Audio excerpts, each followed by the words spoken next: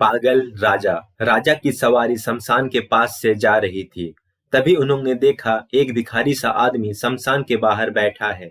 राजा ने पूछा, तुम नगर में ना जाकर यहाँ क्यों बैठे हो? भिखारी बोला, राजा, नगर के सभी लोगों को एक दिन यही आना है, इसलिए मैं पहले से ही यहाँ आ गया हूँ।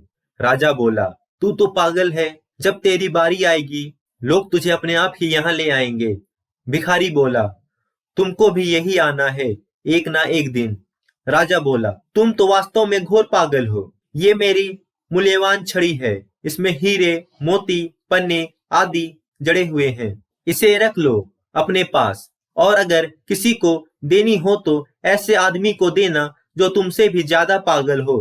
कुछ वर्षों बाद राजा गंभीर रूप से बीमार हो गया। उसके बचने की आशा नहीं रही। ये भिखारी राजा के पास मिलने पहुंचा। बोला, बहुत बीमार हो राजन? राजा ने कहराते हुए कहा, हाँ, अब तो बचने की आशा भी नहीं, अब तो जाना ही होगा। भिखारी बोला, कहाँ जाना है? राजा बोला, या कैसे मालूम होगा, किसी को पता नहीं, तू तो पागल जैसी बात करता है।